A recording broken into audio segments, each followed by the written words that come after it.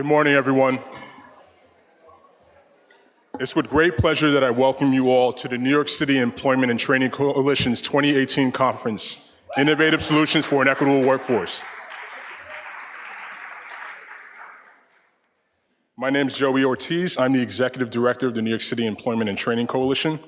Before we begin, I want to express my great appreciation to Annie Garniva, Jesse Lehman, and our Board of Directors, leaders of 25 of the Coalition's incredible 150 members, leaders who provide an incredible service to the Coalition and our great city every day. I would also like to thank our wonderful 2018 Conference Planning Committee, 9 individuals who volunteered their time to help produce today's conference.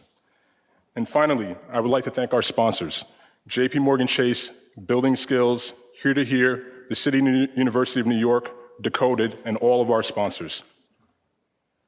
Throughout the day, please take a moment to share your experience on social media using the hashtag NYCETC Conference 2018 and tag us at NYCETC_org and follow us on Twitter and Instagram.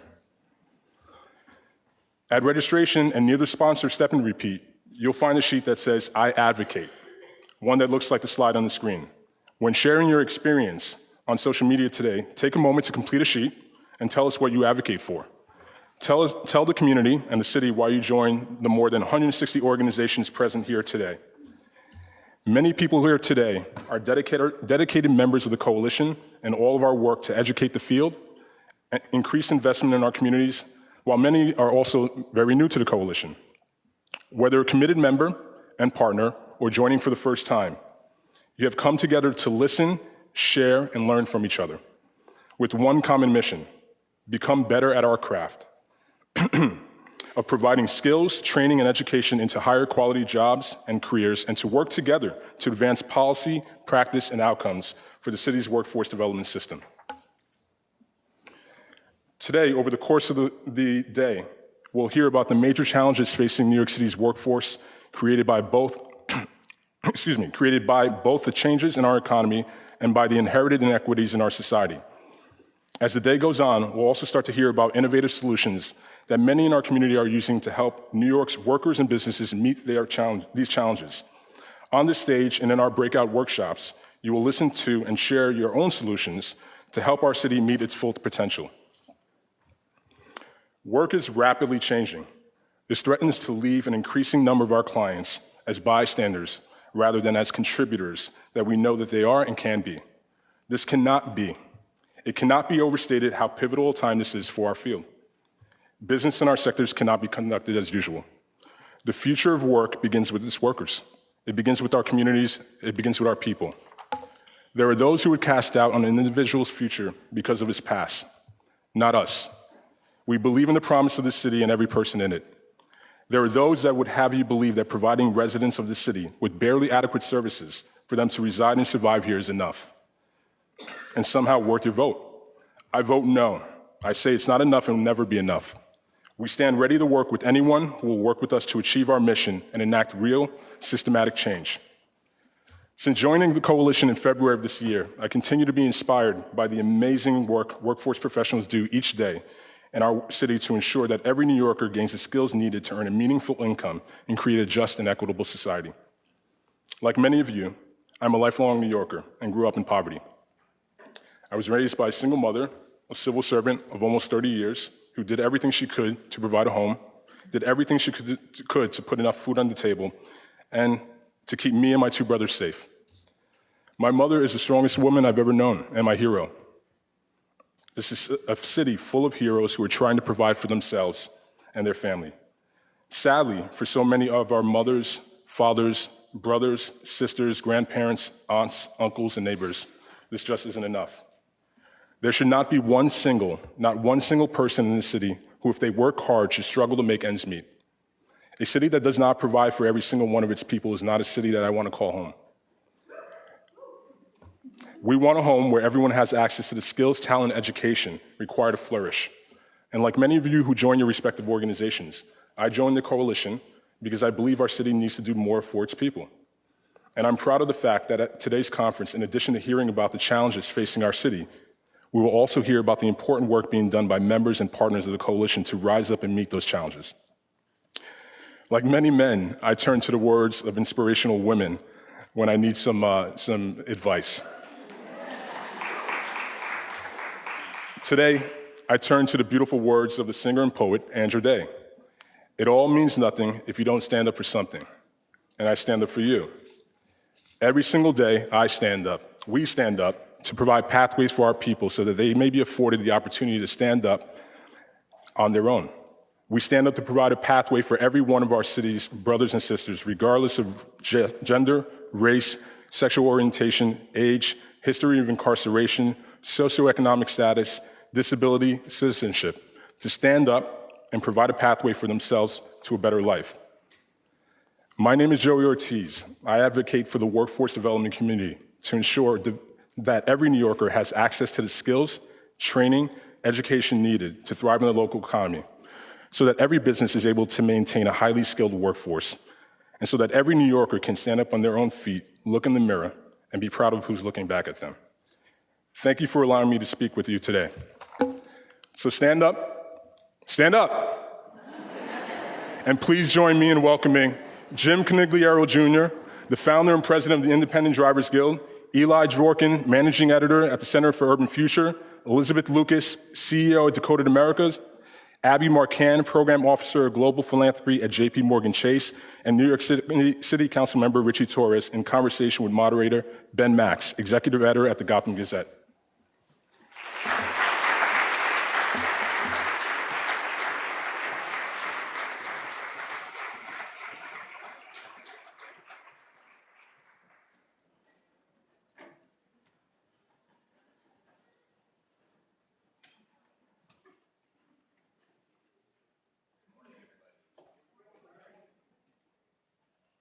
Good morning, everybody.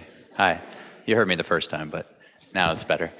Thank you all for being here. Good morning. I'm Ben Max, editor of Gotham Gazette. We cover city and state politics and government with a lot of focus on government function, transparency, elections, and more. And it's my pleasure to be here with all of you. And of course, thank you to the Grad Center for hosting us, and for NYCETC for having us and for having me, and thank you panelists for being here.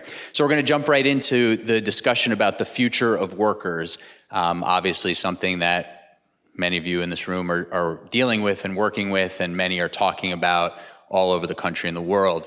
So we're going to start with Abby to talk a little bit about what you're seeing in terms of changes from your perspective. What are the trends? What are the changes that you're observing? And we'll get to what needs to be done about it, or what you are doing about it after. But why don't you start about the changes that you've been seeing in the workforce and the future of workers? Good morning, everybody. Great to be here. And thanks for the question. I think pretty much everybody in this room can recognize how much the labor market has changed over the past 5 years. I mean, we're in a moment where unemployment is extremely low. We have a tight labor market. And, by all accounts, people are talking about a really thriving economy. But there's a couple reasons that I think we need to remain vigilant, remain concerned. And I know a lot of people in this room would agree with this. So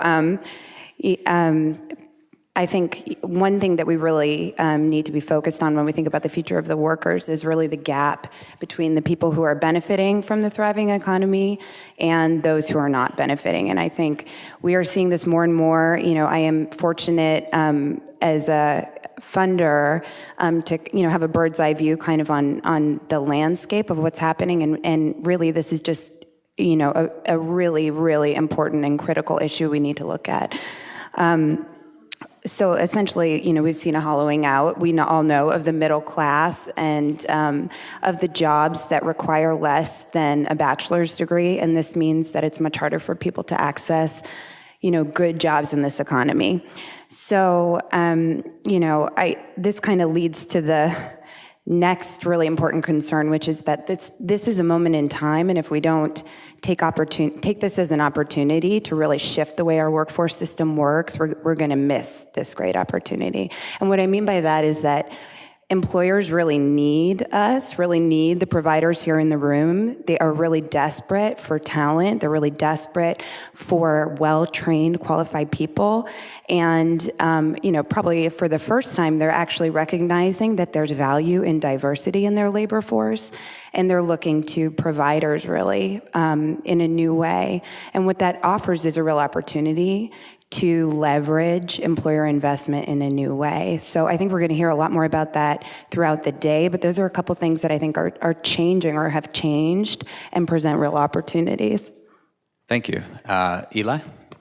Sure, thanks, Ben, and thanks to all of you for being here today. We're seeing a few things right now that are a little concerning, but in the backdrop of what seems to be a really thriving, healthy economy. We've added almost a million jobs over the last decade or so. We're at 4.5 million jobs today, an all-time high. Unemployment is at a 40-year low.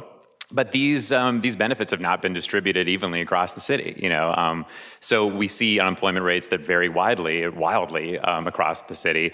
We've also seen that so many of these jobs that have been created are either at the very top, making great salaries, but really only accessible to those with a 4-year college degree or more, or much more so at the very bottom. A huge boom in service sector jobs that don't necessarily have a path to career advancement, that are more tenuous, that don't necessarily pay benefits. And that's actually a lot of the jobs that we've seen created. So I'd say one major trend, major opportunity, but also challenge for us right now is a lack of middle-class jobs. And then crucially, a pathway is to actually bring more New Yorkers into the middle class.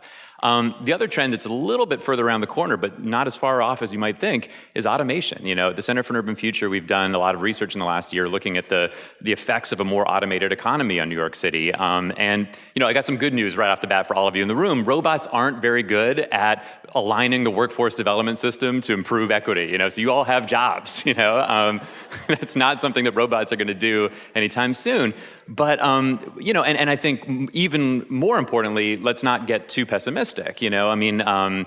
The dawn of electricity, a little over 100 years ago, would have been seen as potentially disastrous for the American labor force, and instead it created untold numbers of jobs. So I'm not a pessimist about automation, full stop. I think that automation will likely create jobs and boost industries in ways that we can't even totally imagine today. But there are major vulnerabilities from a more automated economy, and we should be, really clear-eyed about that.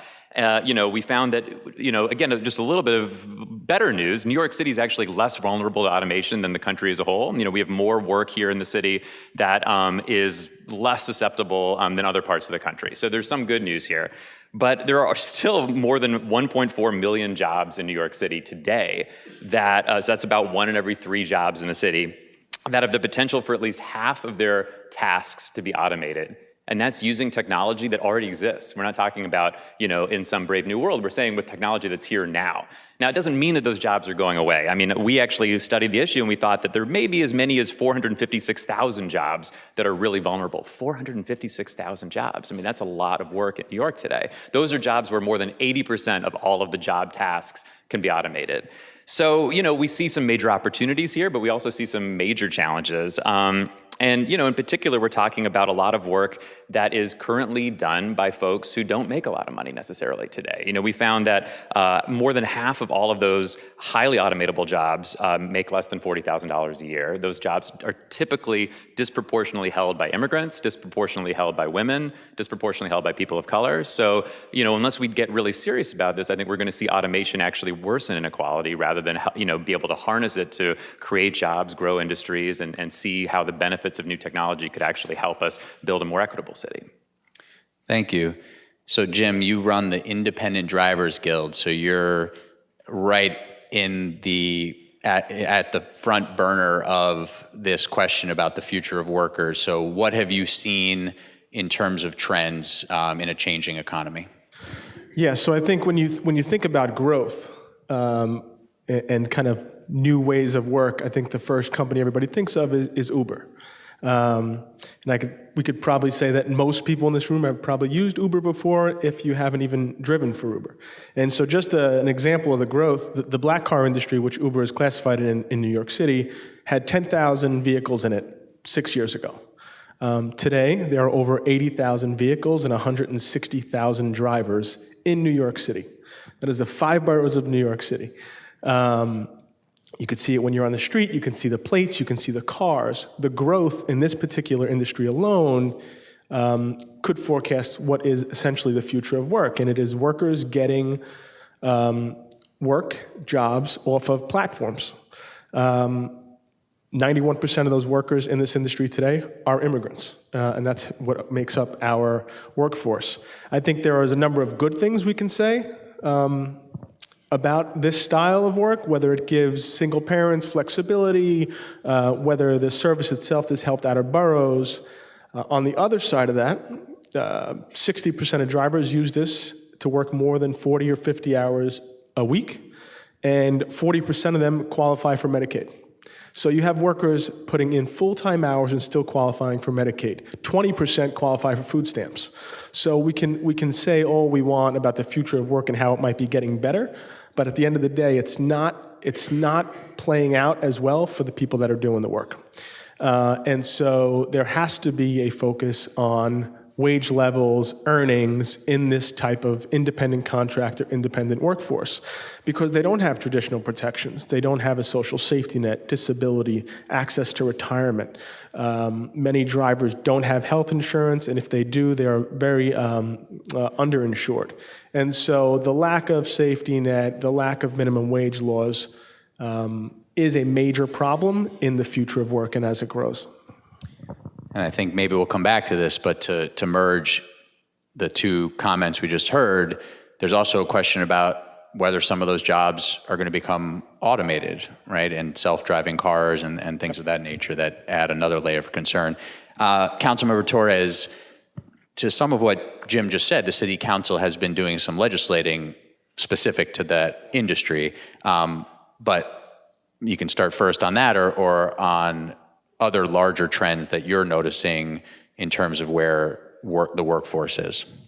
Although I must say I'm concerned that elected officials might come to be replaced by automation. So, look, we are living in a second Gilded Age, where wealth has never been more concentrated. Incomes are becoming increasingly unequal and are lagging behind the rising cost of living. We see the rise of independent contracting and the gig economy. We see a systematic assault on labor. And historically, there's been, during our greatest period of prosperity, the post-World War period, there was a clear correlation between unionization and the middle class. And as the rate of unionization declines, so will the foundation for the middle class. And then you have corporate interests that are amassing extraordinary power and using their power to engage in rent seeking. And the worst offender here is Amazon, which has $1 trillion valuation, and yet has cities like New York throughout the country bending over backwards to offer it billions of dollars in subsidy. So we're subsidizing a company that has $1 trillion valuation. Imagine if we were to actually invest those dollars in apprenticeships or training or education.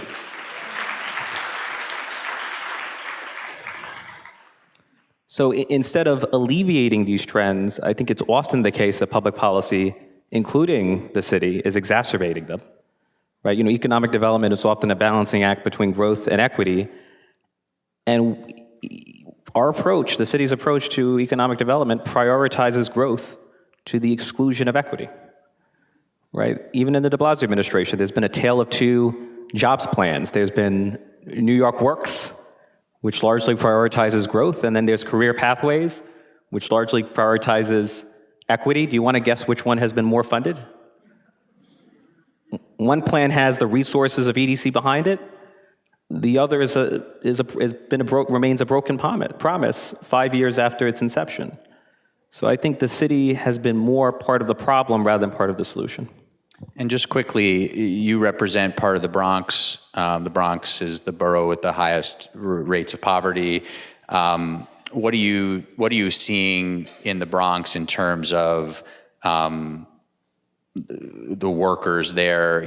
People who work who are from the Bronx and this thriving larger economy. What does it mean in your neck of the woods? Look, even though there's been a rise in economic growth throughout the city, unemployment is said to be at historic lows. In neighborhoods like Fordham, where I represent, or neighborhoods like Brownsville and Brooklyn, structural unemployment remains stubbornly high. And even the unemployment rate is an imperfect metric because it fails to factor in those who have withdrawn from the workforce. So we have structural unemployment in the midst of economic growth, precisely for the reasons that were laid out earlier. So Liz, glad to come to you finally. What are you seeing in terms of how a changing economy is affecting workers from your perspective? Yeah, so much has been said. I think what's interesting, and I'll give you maybe a different, am I on? There you go. Hello.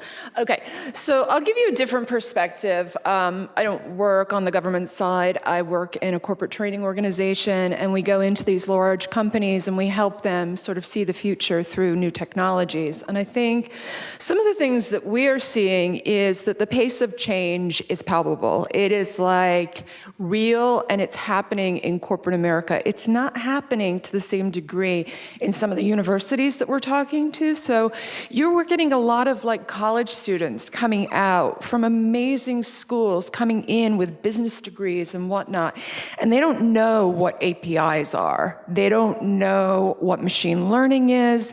They don't know what blockchain is. And these are major technologies that are sort of rewriting the future of business today. And so we do a lot of work with these organizations to not only help them educate the students that are coming in, but also the leadership, because what's happening is there's this huge divide, right? You have people that have been in these organizations for 30 some odd years, and they are tenured, and they are making a ton of money. And they are sitting there and they're going, well, I can ride this out. I've got another couple years till retirement, you know? I can just kind of cash this in and just keep doing what I've been doing. Or I can actually kind of put my neck out there and start to understand kind of what's going to rewrite the future, and I can be a part of that. And that's really important that they're a part of it, because they understand the legacy, but with some simple interventions, they can understand the future. And why that's so important is because all of this new potential, the younger population that's coming in, if they don't see the future through the eyes of the leaders that they're working for, they will go to Amazon, they will go to Facebook. And when we talk to all of these companies, and I am shocked because these are technology companies, these are financial institutions, you name it. They all say, we don't know what we're doing, we don't know what the future is going to look like. And there are 5 companies out there that get it, and those are digitally native companies to begin with. And so this is a huge kind of behind the scenes look at what's going on, is that everyone's trying to figure it out. So I think we'll get onto it in like a little bit in terms of what we do, but lifelong learning is going to be a really big theme, and working in partnership with the universities, the community level, and to feed this pipeline of talent that understands not one thing, but is adaptable, resilient, can learn new concepts, because we don't know what the jobs of tomorrow are going to be. I just sat through a lunch and learn with like a millennial on my team who was talking to me about universal basic income through a blockchain implementation. And I was like, okay, so that's a job. That's going to be a job, you know? So I think that's a big thing that we're seeing. So this notion of adaptability is very, very interesting to think about when you think about folks who are training their workforces or doing workforce training to help workers go elsewhere. So let's shift to the other side of the coin, which is we see some of these trends, we see some of these problems, we're identifying some major gaps. What are you doing about it in your different work? Things you're seeing, not necessarily in your direct work, but that other people are doing. Where does this need to head from your different perspectives? And we'll just go in the same order. Abby, you are doing corporate responsibility, you are funding. So what are you doing, and what is the corporate responsibility that's not being met at this time? Well, I mean, there's a lot I think funders should be doing in this space. And, you know, I would start just by saying that I think it's really hard to separate out the workforce issues from all the other systemic issues that we've talked about here, economic development, immigration. I mean, there are just a number of things that are very intertwined, and if we really want to make systemic change, we have to think of it from that perspective. And, I know that in this room, there are some really incredible organizations that are serving the workforce, serving the labor force, and we should be incentivizing, I think, as funders, collaboration that really plays upon the strengths of organizations and funding that collaboration in a way that's more meaningful. I think we talk about partnership all the time. It has kind of lost meaning in some ways because it just kind of encompasses so much. But I think being very intentional about the way that we support partnership between organizations that are doing all of these things, preparing people with the technical skills that they need, preparing people with what some people call soft skills, but really are the skills that prepare them to be adaptable and open to change and to basically engage in the workforce in that way is important. So thinking about the ways to kind of thread all of those things, and I'd be remiss if I didn't plug a JPMorgan Chase initiative that's pretty exciting that we announced last week, which is the Advancing Cities Challenge. And I think it's an example of a way that at JPMorgan Chase we're trying to think about the way in which collaborations across elected leaders, nonprofit organizations, community-based organizations, and business, the ways in which those partnerships can really change systems for the better. So this is essentially a challenge. We have a request for applications for up to $3 million that will be awarded to up to 30 cities to really work through these challenges in innovative ways. And the application is live. But this is an example of a way that I think funders should be thinking about this, which is like, how do we tackle this from a much broader level? And how do we look at the collaborations that are happening organically and support them to scale in ways that we haven't in the past? So that's an example. And just to clarify, who are cities, the city governments are applying for these to manage the... I mean, we're looking for essentially coalitions across a number of stakeholders, but really, the funding will go to nonprofit organizations who are leading that charge. But again, in collaboration with a number of stakeholders, including, elected officials or agency or government officials, business, all of that. So we're looking for really these kind of cross-cutting stakeholder, coalitions that are working through these tough problems. And we know a lot of this is happening organically at the community level. We see it across New York City. We see it across other cities as well. And we really want to kind of incentivize that through our funding. Okay. So Eli, what needs to happen? What are some of the solutions to a changing economy for the workforce? Sure. Well, I would say right off the bat, we need to get a lot more ambitious about what we are doing. I think we have a situation on our hands where, the time is now to really take decisive action to expand skills building programs, to invest in lifelong learning, to improve the ability of, young New Yorkers to actually access opportunities in growing fields. But we need to get ambitious about this. We need plans and proposals that are at the scale of New York City. And I think to the mayor's credit, to the council's credit, we have a lot of good programs in the works or that are actually in process. But I think we need to set goals that are significantly more ambitious right now. And say, I understand we got to pilot things and then let them grow, but we need to really focus on the scaling up part of that equation. We know what workforce programs are working. We have great examples, whether it's Perscolis in the Bronx or whether it's something like CUNY ASAP, which is actually totally turning around graduation rates at community colleges. But we really need to make sure that we get these programs to scale, and we do it now. In a couple of specific examples, I'll go back to the CUNY one. I think we know right now that that certainly some sort of post-secondary credential has never been more important. And I think there's probably a lot of folks in the room who would contest that, if only to say, well, we need to make sure that employers understand that those credentials aren't necessarily the indicators that they think they are. And I totally agree with that. But nevertheless, I think we've now see that we're, in a knowledge economy that sort of typifies New York City. We have to really make progress on expanding those post-secondary credentials and making sure more New Yorkers can actually attain one. And right now, we're not doing such a great job. I think as of last year, the 3-year graduation rate in our community colleges is about 23%, and that's not bringing people into the opportunities that are actually out there. To CUNY's credit, they've made tremendous progress. The graduation rate has increased significantly, but 23% is 23%. So one thing we think we need to do is actually invest significantly in the ability of our college students to actually succeed, and that means funding some of those non-tuition expenses. We did a major report that came out a few months ago called Degrees of Difficulty that looked at this issue, and among many other factors, we found that there are so many community college students out there who are derailed not because of the tuition expenses, which we do have a tuition assistance program in the state, and it does help a lot of students afford tuition, but they're derailed by all the other expenses of life. They're taking care of children, they're taking care of families. They, one medical bill or one unanticipated expense, and that bumps you right off the path to completion.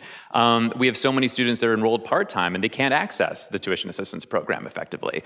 We just saw the first year of the Excelsior program, which is intended to dramatically increase college affordability. And, Governor Cuomo's absolutely right to make college affordability the goal, but our own research has just shown in the last couple of weeks that a tiny fraction of New York State students are actually accessing any money that way.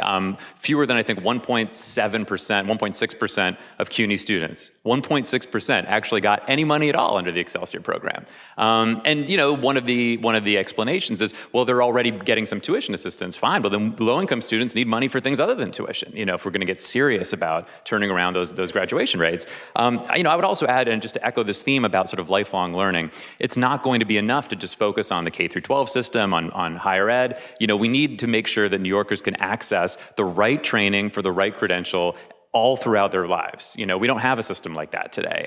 Luckily, we have a whole constellation of different programs, whether it's a coding academy, whether it's going to CUNY for a career for career education later in life. There are great programs out there that work. Many of them you cannot fund with tuition assistance dollars. Other programs, there's just no other mechanism of funding that we have in place. We need to be investing in lifelong learning for everybody, and that's going to be a major challenge. It's something that's certainly a city issue, but it's absolutely a state and a federal issue as well. The one other thing I would echo that Councilmember Torres said is apprenticeships are a golden opportunity for New York, and we're not anywhere on apprenticeships today. I mean, I should say, again, to give credit where it's due, the administration has Apprentice NYC, a new program that I don't know that so many folks have really heard about so far, that has a goal of establishing 450 apprenticeships in New York City, which is a really laudable goal, and we're excited to see it. The reality, though, is that we have 4.5 million jobs in this city, so that's a very modest goal, I would say. And I think we need to get to a point where we can say New York City is the leading hub of apprenticeship in the nation. That feels like an achievable goal to me. Over the last 10 years or so, and actually the Center for Urban Future has a report coming out in the next few days about the promise of apprenticeship, but over the last 10 years or so, New York State as a whole hasn't made much progress in investing in apprenticeships. We basically added 1 or 2% to our total number of apprenticeships in the state, and other states like South Carolina or Colorado has a goal of 20,000 apprenticeships. South Carolina has expanded their apprenticeship programs by 450%. This is a huge opportunity in a city with more Fortune 500 companies, with more jobs than any other city in the United States, to make that a much bigger part of our equation. Apprenticeship NYC, something to take a close look at. Jim, what's next? What needs to happen from your perspective? So I think one of the ways these companies are failing, and I go back to kind of this platform style of work, it unfortunately also goes back to the independent contractor status, right? Because these companies don't want to train their workers because they can't, because it'll make them look more like employers. So we see companies that literally show their workers, and not only Uber, but you can look at other apps like Handy, TaskRabbit, DoorDash. They'll show, if first you passed your background check on some of them, make sure you haven't done anything too bad in the past. They show you a 10-minute video on how to clean a house or how to drive a car, and they literally put you out there. And again, 91% of these workers are immigrants, and many of them are terminated very early on and don't really have a chance to succeed at the work that they're trying to do to kind of elevate in their communities. So that's a major pain point for a lot of these workers in this industry. I think, so on the solution side, I think there's a couple of things that are happening that I think could serve as some kind of model. I think the City Council is doing great work in addressing some of these. I think the Consortium for Worker Education is having a great program in Queens coming up on training workers and providing relevant training. But really, a major factor is the black car fund. And if anybody, when you take your Uber ride in New York City, you look on the bottom of your receipt, you'll see 2.5% goes to something called the black car fund. That provides the only workers' compensation in this country to independent contractor drivers. It's a very powerful protection for drivers.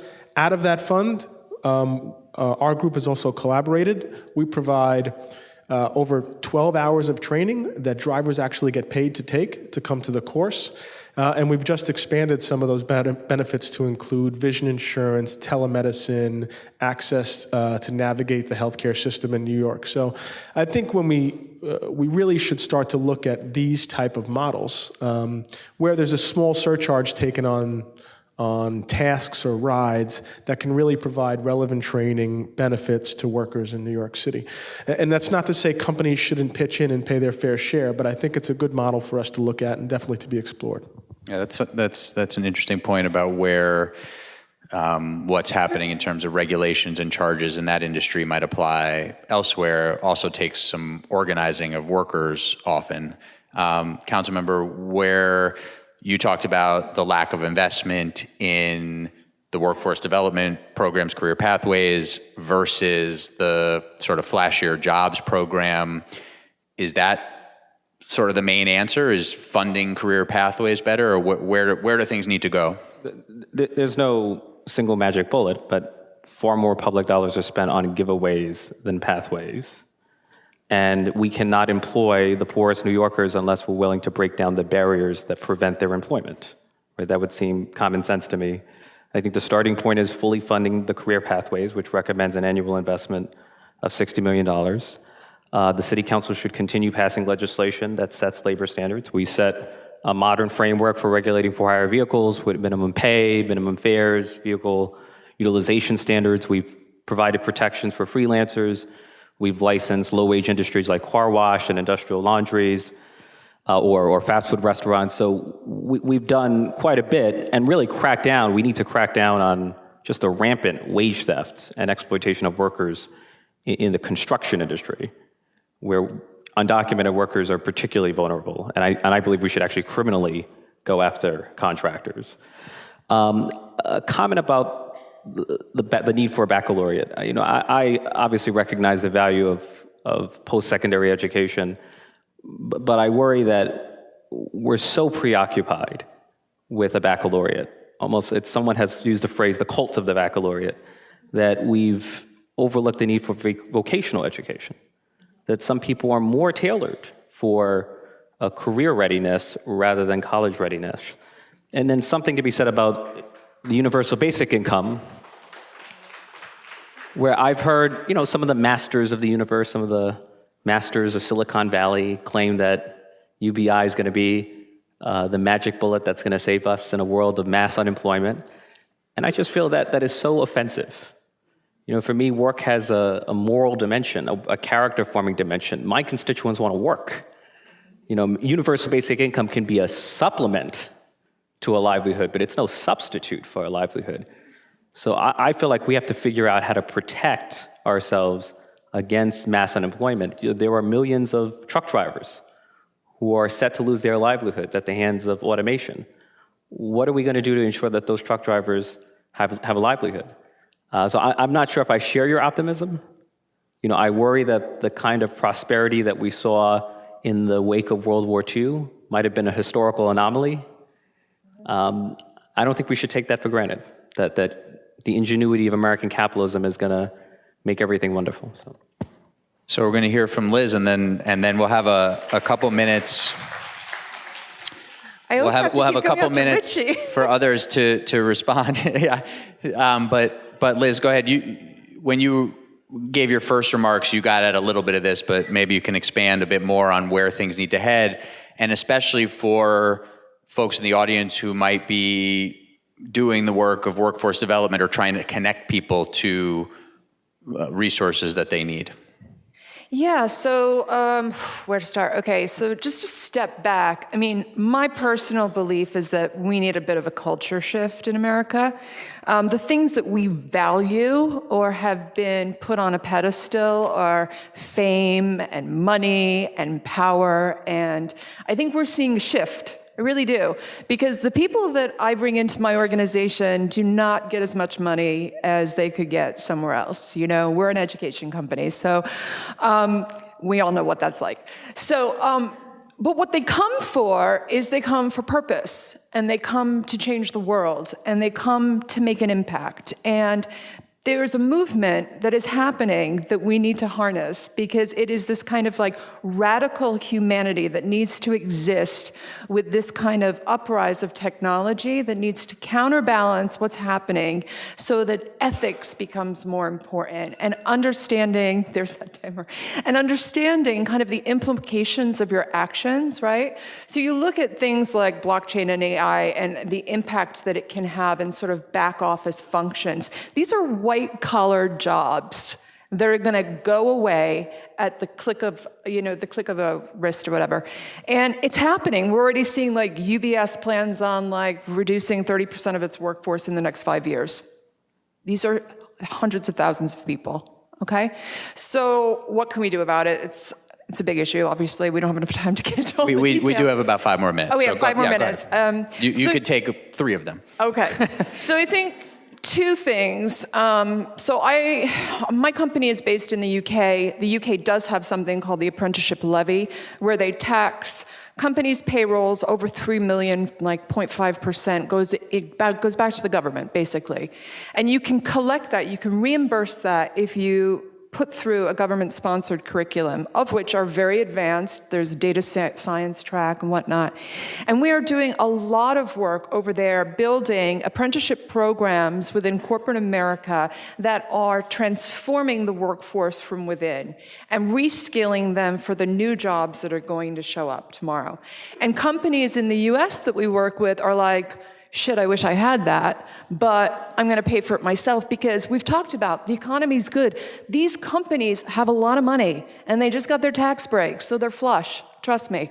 So, like, what can we be doing? That's one thing. But then what do you do with the people that don't work in corporate America or work at an Uber where, driverless cars may show up in 5 years, right?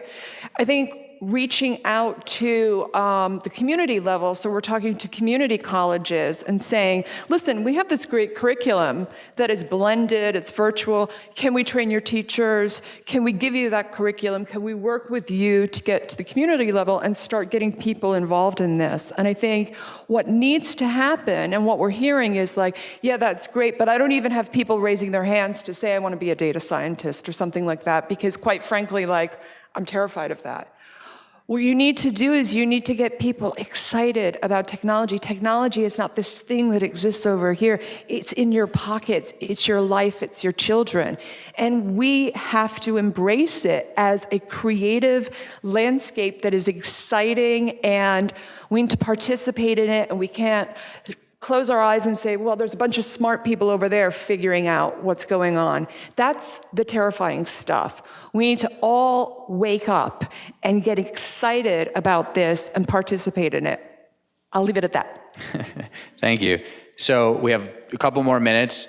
Open it up. Eli, maybe you wanted to respond briefly to something council member said, and then anybody else, a final thought on ideally sort of solutions, tips, where things need to head. Sure. Yeah. I just wanted to basically say, Councilmember, I agree with you. I think, a post-secondary credential of some kind is definitely not just a 4-year college degree, But what we've seen, I think, is that we need to be able to make sure that there are multiple pathways to get where people want to go. I was about to say need to go, but I really meant want to go, because I think the other point there, and I agree with you also about UBI, I think one of the greatest privileges of my life is that I get to love the work that I do. I'd imagine maybe everyone on the panel sort of feels the same way, and that's an incredibly lucky place to be.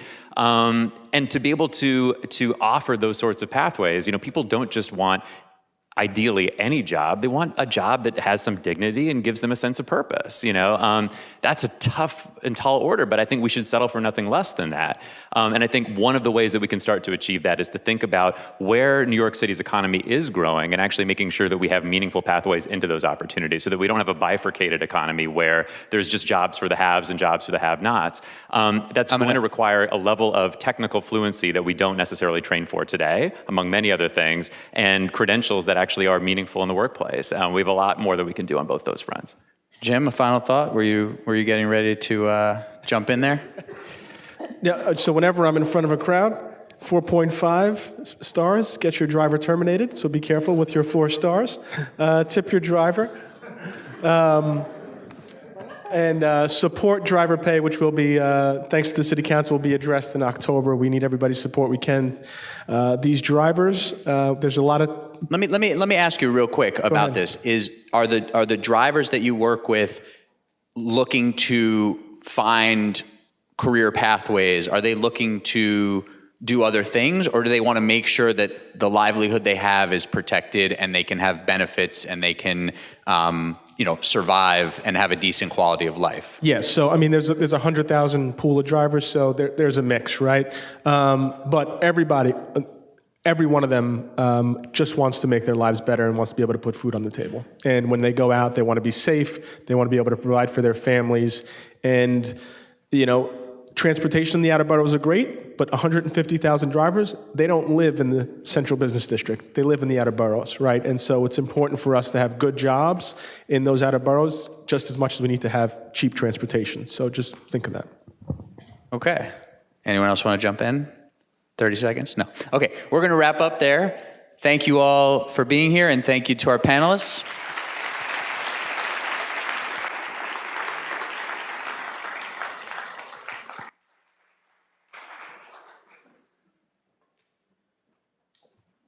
One more round of applause, folks.